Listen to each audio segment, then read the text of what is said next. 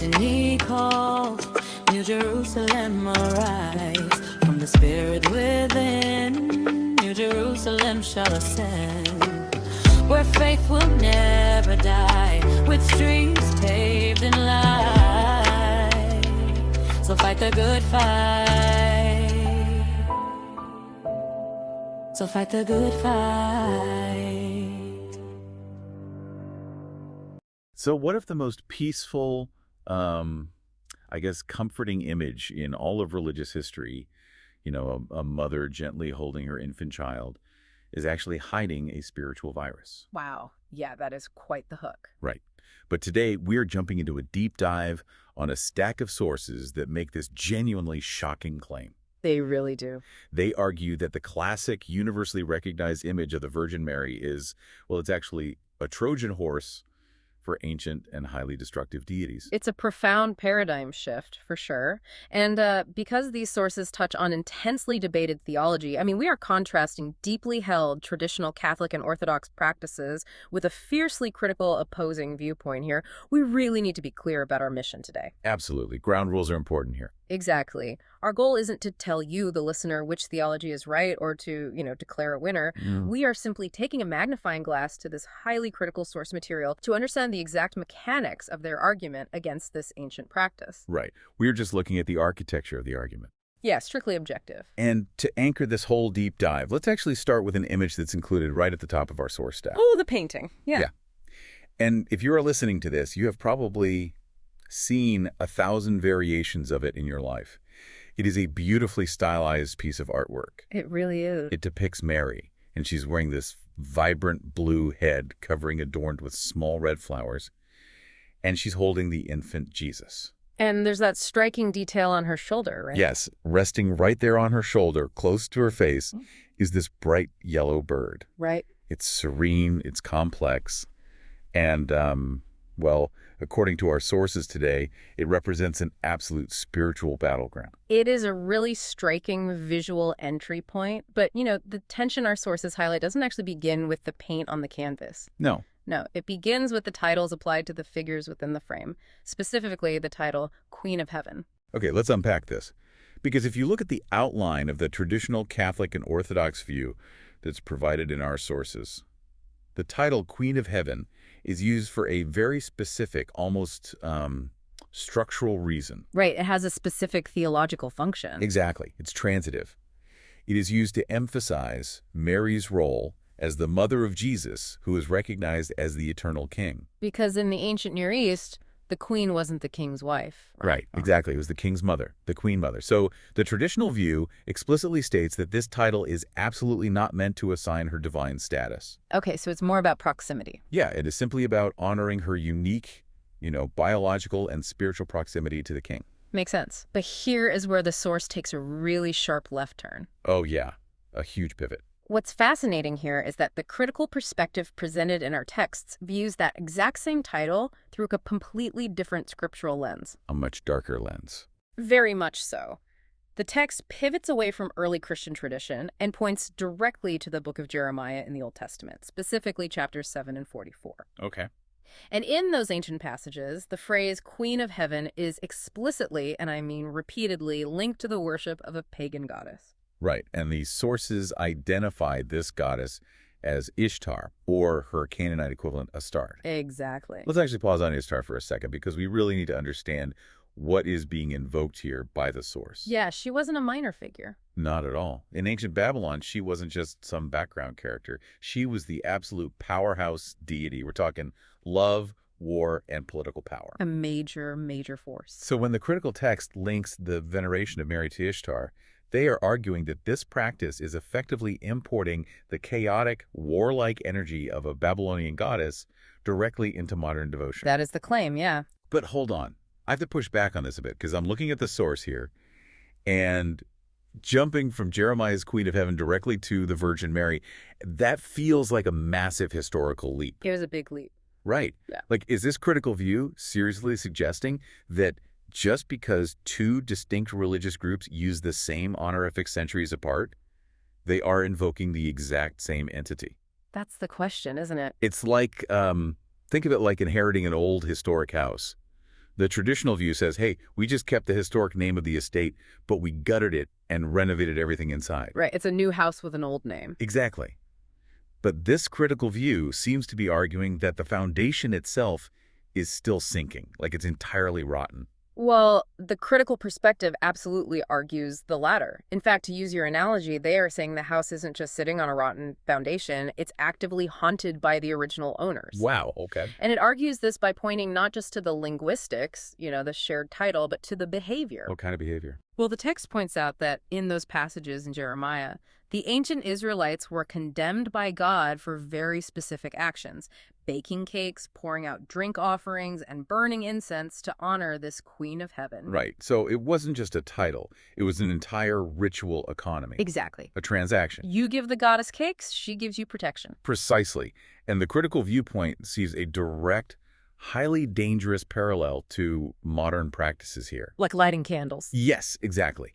It argues that attributing this title to Mary, lighting candles for her, or engaging in physical acts of devotion isn't just innocently borrowing a majestic name. It's seen as behavioral continuity. Yes.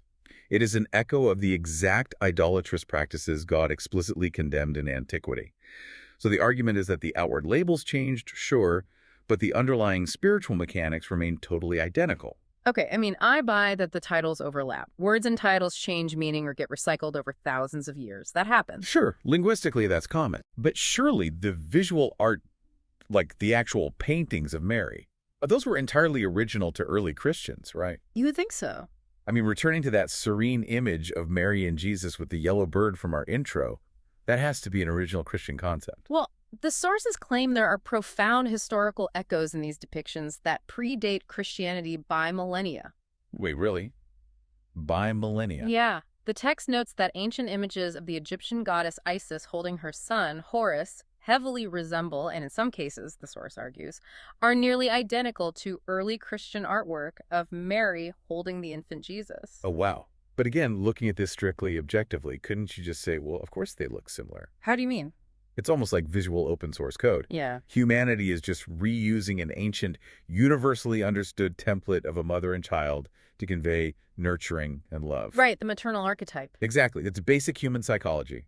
A maternal figure feels more accessible, more forgiving, and more nurturing than a stern, unapproachable king or judge. That makes total sociological sense. It makes complete sense why that archetype survives and gets reused.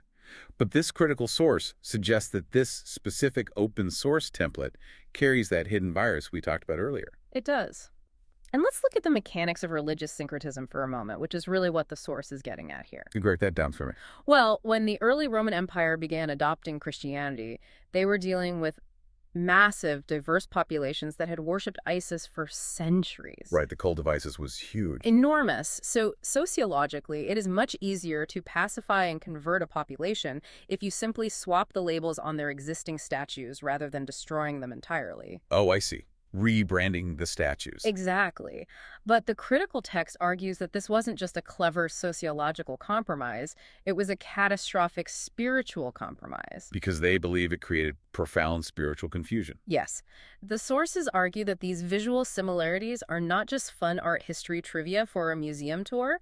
They argue that idolatry works through focused intention. Meaning what, exactly? Meaning, in this framework, a painting or a statue isn't just inert matter. If it is used in veneration, it becomes a literal conduit. A conduit to what? Well, the text warns that revering these specific, historically compromised images can actively draw people toward deceptive spirits and occult influences. Seriously. So if you are listening to this and thinking, it's just a painting, who cares? Yeah. Our sources argued that the stakes are actually life and death here. Literally life and death in a spiritual sense. And the entities the source claims are waiting on the other side of that visual conduit. They get incredibly dark. Very dark. The text lists some severe associations regarding this Queen Mother worship. It explicitly links the archetype to mythical figures like Lilith and Hecate. Let's define those figures really quickly because the contrast with the Virgin Mary is jarring. Yeah, please do. In ancient Mesopotamian myth, Lilith is often categorized as a nocturnal she-demon. She's an entity historically associated with stealing children and bringing disease. Terrifying. Yep. And Hecate. Hecate, in ancient Greek religion, is a goddess of the crossroads, ghosts, and basically the mother of witches. Wow. So the warning here is incredibly stark. It really is. The text views the veneration of this Queen of Heaven archetype as opening a direct door to those specific corrupting spiritual forces. Right. And what I found deeply unsettling when reading this is the mechanism of what the text claims those forces do once they're invited in. Yeah, they have an agenda. They do. The source says they undermine authority, they erode purity, and they systematically attack the structure of the family. Which really highlights a devastating irony within this critical framework. How so? Well, think about it. The image being venerated, Mary and the infant Jesus, is universally viewed as the ultimate symbol of the holy, intact family. Right, it's the picture of domestic holiness. Exactly. Yet the argument is that because the roots of this queen mother figure are deeply entangled with pagan deities, engaging with it secretly imports the disruptive anti-family energy of those ancient entities. Like the Christian veneer is just camouflage. Yes. Camouflage for a destructive force. Okay, here's where it gets really interesting. Because the historical debate is just the warm-up. Oh, yeah. We haven't even hit the main theological clash yet. Exactly. The sources take this out of the ancient world of Babylon and Egypt, and they drag it right into the present day. We move from these historical warnings to the functional, everyday role Mary plays for some believers right now. The daily practice of it. Yes. The sources note that some traditions view Mary as having the power to intercede against demons. The text even mentions her being given the title Empress of Hell. Empress of Hell. That title is a massive escalation. It really is. I mean, Empress implies a level of sovereign commanding authority over the demonic realm and spiritual warfare. Right, like she's in charge down there too. Exactly. And this is where the ultimate irreconcilable theological clash occurs in our source material. Because the intercessor debate. Yes. The critical text provides a strict, uncompromising biblical counterargument to this entire idea of Mary as an intercessor or a wielder of spiritual authority. They're essentially asking, who actually holds the hotline to God? Precisely. Who has the authority to make that call? The text states unequivocally that Jesus Christ is the sole mediator and intercessor between God and humanity. Sole mediator, meaning no one else. No one else. It doesn't leave room for a secondary chain of command. It references two specific New Testament verses to lock down this point mechanically. Which ones? Romans chapter 8, verse 34, and Hebrews chapter 7, verse 25. Okay, so what are the actual mechanics of those verses? How do they dismantle the Queen of Heaven argument? Well, they establish the ongoing present-day role of Jesus in the heavenly realm. The text explains that because of his dual nature being fully God and fully human, he alone bridges the gap. He's the only one qualified. Right. He sits at the right hand of the Father and continually intercedes for humanity. It is an active, exclusive, and eternal position. Okay, let's put this into a modern context for the listener. Let's do it. It's like having a secure end-to-end encrypted channel directly to the mainframe. The connection is flawless, it's instantaneous, and it was built specifically for you by the system's architect. I like this analogy. Right. But for some reason, you choose to route all your data through a third-party legacy server instead. The legacy server being the intercession of saints or Mary. Exactly. And this critical text is basically saying, why go through an assistant or liaison when you have a direct, unlimited hotline to the CEO? Right. Not only that, but the critical text is saying that legacy server is actually entirely compromised by ancient malware. Why would you risk the network when you have the direct encrypted line? That analogy perfectly captures the logic the source is applying here. And it really explains why this matters so deeply in this specific theological framework. Because it's a security risk, spiritually speaking. Yes. And beyond that, the text emphasizes that because of the ultimate sacrifice of Jesus, believers have absolute direct access, attributing this intercessory power to Mary, who, according to the strict critical reading of Scripture, is honored simply as a humble, obedient human servant who points others to Christ, is viewed as a profound usurpation.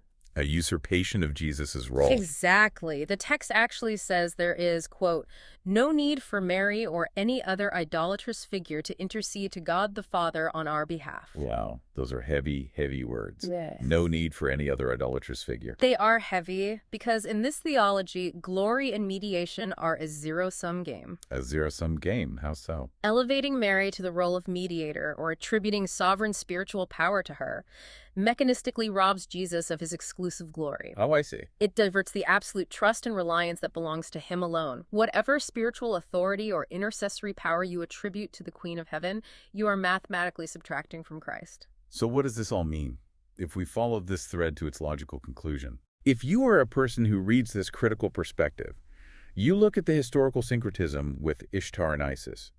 You read the verses in Jeremiah and Romans, and you say, okay, the historical and scriptural math adds up. This is a spiritual compromise. Right, you buy the argument. Yeah. How does this source say you actually fix it? What's the practical application?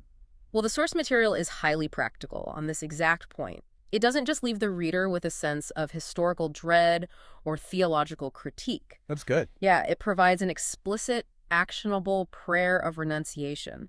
It serves as a definitive blueprint for severing these spiritual ties. Right, because in this framework, it isn't just about changing your mind. No, not at all. It's not just a mental shift.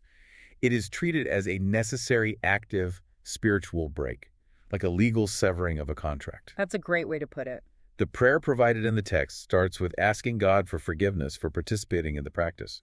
And then it shifts into very specific, almost judicial language. Quote, I renounce and denounce all forms of Mary and Queen Mother worship. Renounce and denounce. That is intense. Notice the phrasing there. It is absolute. To renounce is to formally abandon a connection, and to denounce is to declare it wrong. Right. And the very next line directly addresses the intercessor debate we just discussed. It says, I reject her as an intercessor over my life. So it is slamming shut that visual and spiritual conduit we talked about earlier. Exactly. If the veneration of the Queen of Heaven opened a door to those deceptive spirits, to the anti-family chaos of Lilith or Hecate that we mentioned, this prayer is the precise mechanism for closing the door. Closing it, locking it, and revoking the invitation. Yes, revoking any previous invitations. It is a complete, unmitigated rejection of the paradigm. But, nature abhors a vacuum. Mm-hmm. And so does theology. It doesn't just leave the person empty. No, it doesn't. The second half of the prayer acts as a total replacement of authority. A realignment. Yeah. After explicitly rejecting the Queen Mother veneration, the prayer states, I declare that Jesus Christ is my only mediator and intercessor to the Father.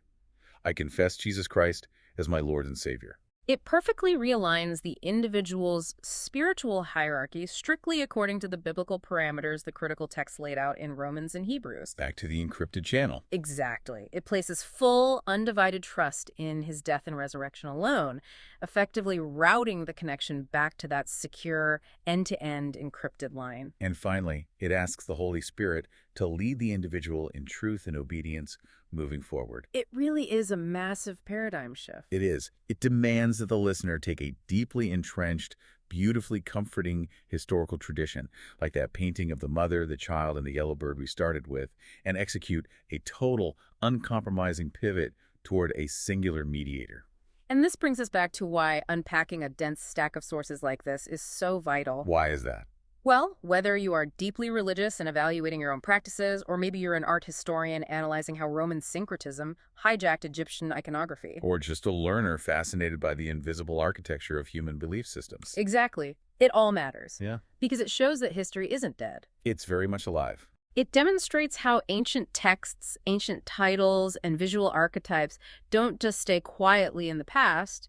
They actively and violently collide to shape modern worldviews. They shape everyday spiritual practices. And how millions of people understand their direct personal relationship to the divine. So, to summarize the journey for you today, we started by looking at what seemed like the most serene image imaginable. A mother and child. Right. But beneath the soft blues and reds of the paint, we found an ancient battleground. We really did. We navigated the historical mechanics of how Babylonian rituals